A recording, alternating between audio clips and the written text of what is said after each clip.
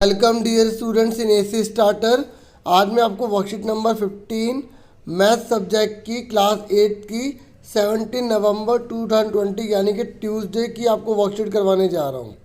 ये जो वर्कशीट है वो स्क्वायर रूट से रिलेटेड रहेगी। हमने पिछली वर्कशीट नंबर 14 में स्क्वायर के बारे में बहुत कुछ सीखा था।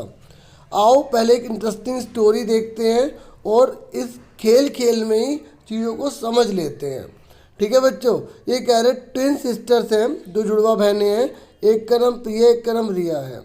ठीक है, वो डिस्कस कर रही हैं about reopening of the school क्योंकि ओपन होने जा रहा है, तो इस तरीके से वो डिस्कस कर रहे हैं।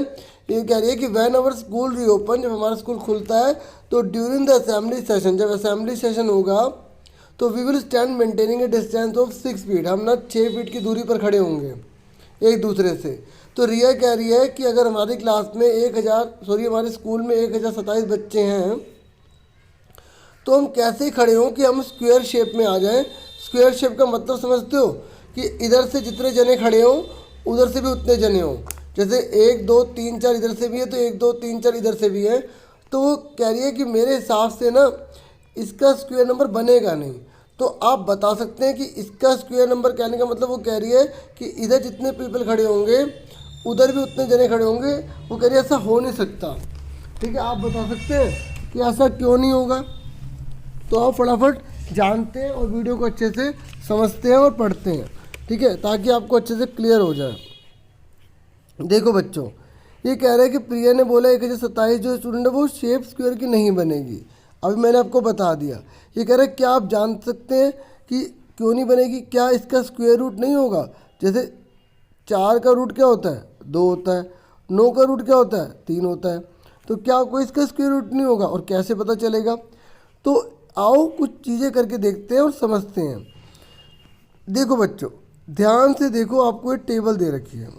यहाँ पे 1 2 3 4 5 6 7 11 ऐसे आगे चलता रहेगा 20 तक है। फिर उसके बाद 21 से जब हम इसका स्क्वायर कर रहे हैं ना, तो देखो 1 का स्क्वायर तो 1 ही होगा, 2 का स्क्वायर 4 हो जाएगा, 2 2 जा 4। ऐसे 3 का स्क्वायर करेंगे तो 3 3 जा 9 ना कि 6। ऐसे 4 4 जा कितना तो 16। तो ये कह रहा है कि इसने टोटल मिला के 40 तक करे हैं। कितने करे हैं, 40 तक करे हैं।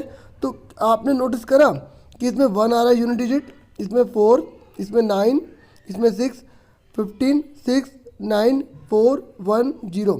देखो 1 से लेकर 20 तक जो आए, उसके बाद आपने देखा कि 21 से लेकर 40 तक भी सेम ही आ रहे हैं।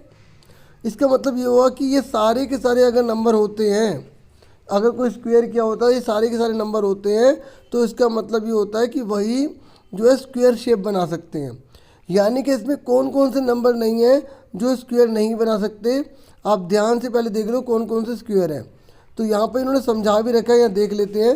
देखो जब हमने इसको अच्छे से पढ़ा तो हमने देखा कि अगर 1 4 9 6 5 6 9 4 1 0 आ जाते हैं, ठीक है, तो उनके स्क्वायर हो सकते हैं। ठीक है, क्योंकि और देखो बार बार रिपीट भी हो रहे हैं, ये बता रहा है। ठीक है, लेकिन अगर इसमें कहीं पे देखो जो यूनिट डिजिट है वो 2 3 7 8 आई है। इसका मतलब ये हो कि अगर किसी नंबर के एंड में या यूनिट डिजिट 2 3 7 8 लिखा है तो वो कभी स्क्वायर नहीं होगा। इसका मतलब आपको समझ में आ गया कि उसको क्यों लग रहा था कि ये स्क्वायर नहीं बन पाएगा, क्योंकि इसकी यूनिट डिजिट 7 है। तो आपने क्या सीखा, जिसकी यूनिट डिजिट 2 3 7 8 होगी वो कभी भी स्क्वायर नहीं बनेगा। ठीक है, while square any whole number. ठीक है, अब ये तो उसने वर्कशीट समझा दी, फिर उसने आंसर भी इसका दे दिया कि यूनिट डिजिट इसकी 7 है, इसलिए ठीक है, इसलिए the square of any whole, 1 minute, number 9। ठीक है, तो इसका क्या, इसका स्क्वायर जो है किसी होल नंबर का स्क्वायर ये हो सकता है, बोलोगे नहीं। होल नंबर का मतलब समझते हो कि मतलब अगर हम कोई भी रकम ले लें तो क्या उसका स्क्वायर करने पर कभी 1027 आएगा, नहीं आएगा। क्यों नहीं आएगा, क्योंकि याद रख लो अगर यूनिट डिजिट जो है 2 3 7 8 दे रखी है तो कभी नहीं आएगा। ठीक है, अब आपको ये क्वेश्चन दे रखे हैं। ये क्वेश्चन बहुत ईजी है, इसी वर्कशीट में आपको समझा देता हूँ। अलग से मैंने पेज नहीं लगाया क्योंकि अगर जरूरत होगी तो लगा दूंगा। ठीक है, और अगर आपको कोई डाउट हो तो कमेंट बॉक्स में जरूर बताना। ये कह रहा है find unit place digit of the following number on squaring. ये कह रहा है अगर इनको हम स्क्वायर करते हैं तो इनकी यूनिट डिजिट बताइए। ठीक है, देखो आप कॉपी पे कैसे करोगे, सबसे पहले क्वेश्चन नंबर 1 लिखना, ये पूरा नोट कर देना। इसने केवल यूनिट डिजिट बोला है, उसको देखना हमें। तो 8 है ना, तो पहले आप 8 लिखोगे। ठीक है, तो 8 का स्क्वायर करोगे तो कितना आएगा, 64 आ जाएगा। कितना आ जाएगा, 64।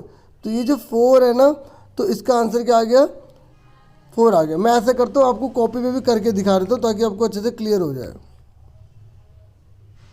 देखो बच्चों, मैंने आपकी हेल्प के लिए 2 क्वेश्चन इसके कर दिए पहले वाले के। ठीक है, जैसे यहाँ लिखा है ना 5 6 7 7 8, तो आपको करना कैसे है, पहले आप इसकी यूनिट डिजिट लिख लीजिएगा 8। आपको इसकी इस पर मल्टीप्लाई करने की कोई ज़रूरत नहीं है, केवल यूनिट डिजिट को लीजिए। 8 8 से 64 हो गया।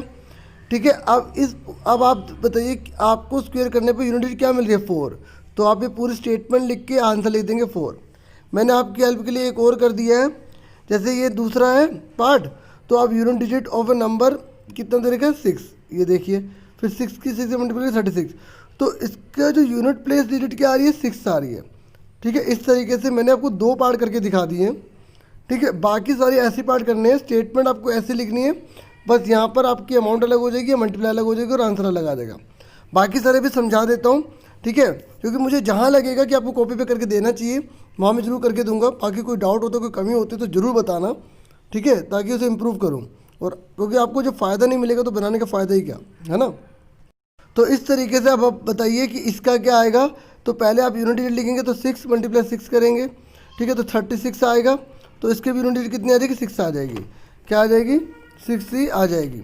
उसके बाद नेक्स्ट आपसे क्या बोला गया, 7 8 9, तो आप वही सेम लिखेंगे। 9 की 9 में मल्टीप्लाई करेंगे तो 81 आएगा। तो आप 1 लिख लेंगे, इसका आंसर 1 आ जाएगा। ठीक है, इस तरीके से अगले वाला क्या है, 8, तो 8 8 से कितना होता है, 64, तो इसका 4 आ जाएगा। ठीक है, अब आ जाइए आप सेकंड क्वेश्चन में। तो मैंने 2 पार्ट अच्छे से कॉपी पे करा दिए आपको, ताकि आप बाकी सारे पार्ट कर लो अच्छे से। ठीक है, एक बार मैं आपको दोबारा दिखा देता हूँ ताकि आपको अच्छे से आसानी हो जाए। ठीक है, आप एक बार देख लीजिए। ठीक है, स्क्रीनशॉट लेना है, स्क्रीनशॉट ले सकते हैं।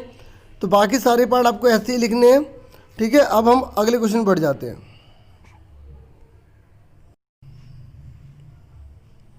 बच्चों, अब आपसे सेकंड क्वेश्चन पूछा गया है।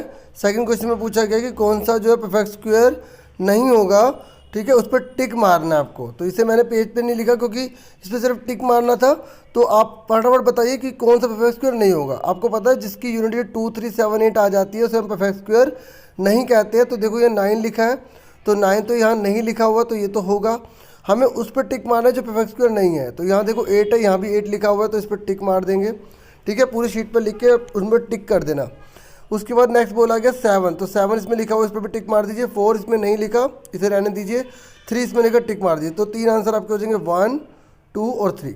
ठीक है, पूरा क्वेश्चन लिख के यही दोबारा से आप पूरी स्टेटमेंट उतार देना। ठीक है, और उन पर टिक मार के दिखा देना, ऐसे नंबर डाल देना 1 2 3 4, और जो जो होंगे उन पर टिक मार देना। ठीक है, अब आगे देखते हैं। From the following numbers which number will not affect its unit place on squaring और क्यूबिंग। ये कह रहे हैं इनमें से कौन से नंबर है जिनकी यूनिट डिजिट को हम स्क्वायर कर दें और क्यूब कर दें तो वही नंबर रहेगा जो शुरू में अभी है। पहले आप एक चीज़ समझ लो ताकि आपको अच्छे से क्लियर हो जाए। देखो 1 की जब 1 में मल्टीप्लाई करते हो तो 1 ही आता है ना। देखो स्क्वायर कर रहे हैं तभी 1 है, क्यूब कर रहे हैं तभी 1 है। ऐसे ही अगर 5 की 5 में मल्टीप्लाई करोगे तो क्या आएगा, 5 5 से 25 आएगा। फिर 25 5 से कितना, तो 125। देखो यहाँ पर भी 5 है, यहाँ पर भी 5 है और यहाँ पर भी 5 था। तो ऐसे नंबर को बोलते हैं कि अफेक्ट नहीं करेंगे, चाहे वो उसका स्क्वायर कर दो। स्क्वायर आपको पता है 2 बार मल्टीप्लाई करनी होती है, और क्यूब मतलब क्या होता है, हमें 3 बार मल्टीप्लाई करनी होती है। यहाँ देखो यूनिट डिजिट पहले 2 थी, फिर 4 आया, फिर अलग आ गए, फिर एक बार नहीं आ गए, तो ये 2 2 नहीं होगा। ठीक है, ऐसे अब आपको बताना है कि इनमें से कौन सा होगा। तो इसमें जो है मुश्किल तो नहीं था। ठीक है, तो आप इसको देख लीजिए। तो आप आंसर में क्या लिखोगे, जैसे यहाँ पर लिखा हुआ 8, तो आप 8 के पहले रफ में मल्टीप्लाई कर लो। 8 8 से कितना आ रहा है, 64 आ रहा है। देखो यहाँ पर 8 आ रहा था, यहाँ 4 आ रहा है, तो अलग अलग आ रहे हैं ना, तो ये तो हो नहीं सकता, काट दो। अब ये इस नंबर पे आ जाइए।